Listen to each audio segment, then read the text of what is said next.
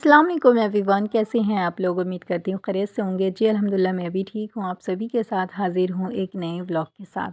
तो चलिए आज का व्लॉग स्टार्ट करते हैं। आज ना बहुत इंपॉर्टेंट टॉपिक पे बात करूँगी मैं, वो ये कि हम औरतों के हाउस वाइफ की एक प्रॉब्लम होती है, वो ये कि हमारा किचन जो है ना काफ़ी अच्छा होना चाहिए। यानी कि पूरे घर में हमारा सबसे इम्पोर्टेंट, सबसे बेस्ट और सबसे मतलब पसंदीदा अगर कोई पार्ट होता है, कोई हिस्सा है, तो वो हमारे किचन होता है। क्योंकि हम ज़्यादा से टाइम यहीं पर हम बिताते हैं और हमें अच्छा लगता है। और अपने किचन को मतलब ऑर्गेनाइज़ करना, अच्छा रखना, साफ़ सुथरा रखना, इसी के साथ हम एक डिमांड होती है हर औरत की अपने हस्बैंड से कि हमारे किचन बड़ा हो।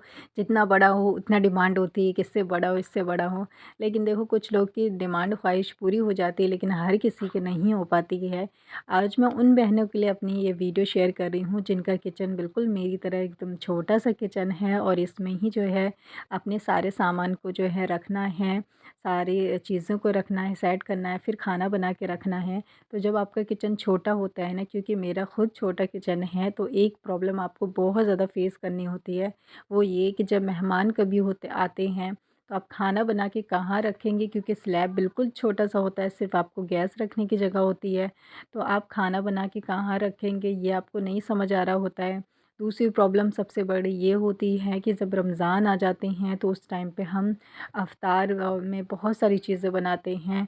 तो हम सारी चीज़ों को बना के कट करके कहाँ रखें ये नहीं समझ में आ रहा होता। जैसे कि हमने आलू के पकोड़े, प्याज के और बहुत सारी चीज़ों के पकोड़े कट करके रख दिया, उसको रखने की जगह नहीं होती है कि हम उसको कहाँ पर रखें, कैसे रखें, क्योंकि इतनी कम जगह होती है। तो इसी के लिए जो मैं आज छोटी सी टिप्स शेयर करूँगी कि किस तरह से अपने किचन को ऑर्गेनाइज़ कर सकते हैं, कैसे ही छोटे से किचन को आप मैनेज कर सकते हैं सारी सामान, और कैसे आप अपने घर को खूबसूरत बना सकते हैं, अपने किचन को खूबसूरत बना सकते हैं। जो प्रॉब्लम आपको फ़ेस करनी पड़ी है, कुछ हद तक आपकी ये मसला जो है दूर हो जाएगा इंशाल्लाह, अगर आप टिप्स को फ़ॉलो करेंगे तो। चलिए वीडियो शुरू करते हैं। सबसे पहला पॉइंट मैं आपसे शेयर करूँ जो कि पर्सनली मैंने ही इसको जो है नोट किया है, रियलाइज़ किया है। ये जो मेरा किचन था पहले, इस पे मैंने बहुत सारी चीज़ें रख रखी थी, यानी कि बर्तन के स्टैंड भी यहीं रखा हुआ था मैंने। और फिर इसके बाद जितने भी मसाले के डब्बे हैं वो भी यहीं रखा था, क्योंकि ऊपर जो एक स्लैब बना है मसाले के लिए वो बहुत ऊँचा है, तो मेरा हाथ वहाँ नहीं जाता है। रोज़ डेली के लिए मसाले वहाँ से उतारना रखना ये पॉसिबल नहीं था। तो मैंने सारे मसाले के यूज़ वाले डब्बे मैंने स्लैब पे रख रखे थे, बर्तन का स्टैंड भी प्लस। तो ये सारी चीज़ें रख रखी थी, तो बस छोटी सी जगह मेरे पास बची थी जो रोटी वोटी बेलने-वेलने के लिए, सब्ज़ी-वब्ज़ी कट करने के लिए। इसके अलावा खाना बना के रखने के लिए ऐसी कोई जगह नहीं बची थी। तो सबसे पहला टिप मेरा यही है कि आपका अगर इतना छोटा किचन है मेरी तरह, तो आप भूल करके भी ना अपने किचन को जो है इस तरह से सामानों से मत भरिए। क्योंकि आप जब अपने किचन को सामान से भर देते हैं ना, तो उसमें जो स्पेस रहती है वो भी चली जाती है। तो आप अपने बर्तन को बर्तन के स्टैंड में रखें, मसाले के डब्बे को अगर आपके पास स्लैब ऊपर है, मेरी जैसी प्रॉब्लम है, तो आप एक ना प्लास्टिक का जो है रैक मंगवा लीजिए। मैंने भी रैक मंगवाया हुआ है, पिछली वीडियो मैंने शेयर भी किया है, जिसमें मैं अपने किचन को पूरा डीप क्लीन कर रही थी। तो उसको मैंने मंगवाया था, 300 का ऐसे कुछ मिला था मुझे। तो उसमें 3 खाने हैं और तीनों में मेरे मसाले के डेली यूज़ वाले डब्बे आराम से उसमें सेट हो चुके हैं। तो इस तरह से आप मंगवा लीजिएगा। बर्तन का रैक बर्तन में रखिए, और जो आपके मसाले के डब्बे हैं उसको भी मसाले का एक रैक मंगवा लीजिए, वहाँ रख दीजिए।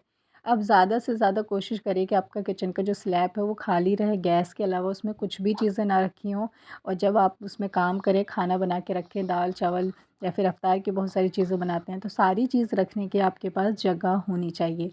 तो ये जब ही होगी, क्योंकि किचन तो आप बड़ा नहीं कर सकते हैं, उसको इतना ही में आपको मैनेज करना है। तो आपको यही टिप्स करना है कि आपको कम से कम सामान अपने किचन के स्लैब पे रखना है। एक चूल्हा रखना है अपना, उसके अलावा जो कोई चीज़ें नहीं रखनी है, बस खाना बना के आपको वहाँ पर रखना है। अब मैं आपको बताती हूँ पॉइंट नंबर 2 आपको क्या फ़ॉलो करना है कि जब भी आप कोई खाना बनाते हैं, दाल, चावल, सब्ज़ी, कोई सब्ज़ी आपकी कढ़ाई में बनने वाली होती है, कोई आपकी कुकर में बनने वाली होती है, दाल भी कुकर में बनता है। तो चावल को छोड़ कर के जब आप कुकर में कोई सब्ज़ी बनाते हैं, उसको आप जल्दी से बनने के बाद उसको खाली करके एक बर्तन में रखा करिए, यानी कि छोटी सी स्टील की या फिर एल्युमिनियम की पतीली में रखिए। कढ़ाई में भी जो चीज़ आप बनाते हैं, तो उसको खाली करके आप छोटे से बर्तन में रखिए। क्योंकि सब्ज़ी जब बनाते हैं तो वो ज़्यादा होती है, तो उसको खाली करके बनने के बाद आप रख सकते हैं छोटे से बर्तन में। और जितने बड़े बर्तन हैं आपके, कुकर, कढ़ाई, उसको वॉश कर लीजिए। अब इससे क्या होगा कि जब आप कुकर कढ़ाई को आप स्लैब पे रखेंगे, किचन छोटा है तो पहले ही कुकर से कढ़ाई से आपके चावल के पतीले से पूरा भर जाएगा।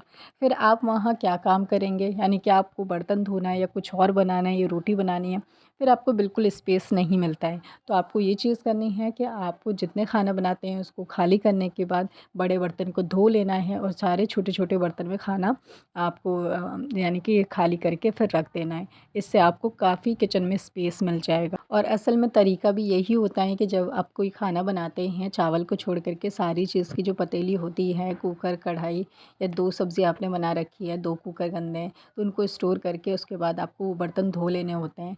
क्योंकि वो बड़े-बड़े बर्तन स्लैब पे वैसे भी अच्छे नहीं लग रहे होते हैं। जब आप खाली करके स्टील के, एल्युमिनियम के पतीली में चीज़ें रख देते हैं, तो वो दूर से भी अच्छे लग रहे होते हैं। तो यही तरीका भी होता है, तो इसी तरीके से काम किया जाता है। जिनका बड़ा किचन है वो भी यही टिप्स फ़ॉलो करते हैं, जिनका छोटा है तो उनको तो करना ही चाहिए क्योंकि आपका छोटा है इसीलिए। अब मैं आपको बताने जा रही हूँ तीसरा पॉइंट जिसकी वजह से आपका किचन बहुत ज़्यादा भरा लगता है। अगर आप इस चीज़ को सॉल्व कर लेंगे ना तो आपका किचन की जो ये प्रॉब्लम है ना कि किचन हमारी बहुत ज़्यादा भरा है, स्पेस नहीं है, ये बहुत हद तक सॉल्व हो जाएगी। लेकिन ना आपको इसमें थोड़ी मेहनत करनी होगी, ठीक है? क्योंकि जिनका किचन छोटा है या बड़ा है, हर लेडीज़ के साथ ये प्रॉब्लम होती है क्योंकि कई सारी लेडीज़ जो होती हैं क्या करती है ना, अपने किचन के जो बर्तन होते हैं या किचन को बहुत ज़्यादा फैला के रखते हैं। जैसे कि आपने खाना खाया, आप कमरे में खाना खाते हैं, दस्तरखान पे खाना खा रहे हैं, कहीं भी खा रहे हैं, आप उस बर्तन को जब ले आके किचन पे रखते हैं तो आप उसको समेट के नहीं रखते हैं, आप उसको फैला के रख देते हैं किचन के पूरे स्लैब पे। जिनका किचन बड़ा है वो भी ऐसा करते हैं और जिनका किचन छोटा है वो भी ऐसा करते हैं। जब आप पूरे किचन पे अपने बर्तन को, गंदे बर्तन को फैला देते हैं तो आपको खुद नहीं समझ आ रहा होता है कि आप कहाँ से बर्तन धोना शुरू करें, कहाँ से आप ख़त्म करें। दूसरी चीज़, आपको किचन बहुत ज़्यादा भरा लगता है। तीसरा कि आपको ऐसा किचन देख कर के आप बहुत ज़्यादा आपको टेंशन हो रही होती है कि बहुत सारा काम मेरे पास है, जबकि काम कुछ नहीं होता, सिर्फ़ बर्तन का ही काम होता है। अगर आप उसी बर्तन को उठा करके आप सिंक में यानी कि रखें या फिर प्लेट के ऊपर ऊपर करके रखें, या पतीली है पतीली के अंदर अंदर करके पतीलियों को रखें, तो इससे क्या होगा कि आपके किचन भरा हुआ नहीं रहेगा। दूसरा ये करना है आपको कि आपको अपने बर्तन को जमा करके नहीं रखना है। जैसे कि अफ्तार है, रमज़ान में क्या होता है, अफ्तार के बाद जो बर्तन फ़ौरन नहीं धो सकते हैं क्योंकि नमाज़ हमें पढ़नी होती है, लेकिन नमाज के बाद कोशिश करें कि सबसे पहले अफ्तार के बर्तन धो लें, क्योंकि खाना खाने के टाइम पे जब आप किचन में घुसेंगे तो किचन देख कर के आपको बहुत टेंशन हो रही होगी कि अभी पूरे अफ्तार के इतने सारे बर्तन हैं, फिर खाना खाएंगे फिर बर्तन हो जाएंगे। तो इसलिए आपको ना हैंड टू हैंड बर्तन धोना है, अपने किचन को हैंड टू हैंड साफ़ करके रखना है। ये नहीं कि जमा करके रख दिया, एक टाइम के 2 टाइम के बर्तन अब तीसरे टाइम धोएंगे, ये चीज़ नहीं करनी है। इससे क्या होता है ना, किचन आपका गंदा होता है और बहुत ज़्यादा बुरा दिखता है और आपको ही टेंशन हो रही होती है, समझ में नहीं आ रहा होता है आपको कि आप कहाँ से काम शुरू करें, कहाँ से ख़त्म। तो बस आज की इस वीडियो में इतना ही, जल्दी मिलती हूँ। अल्लाह हाफ़िज़।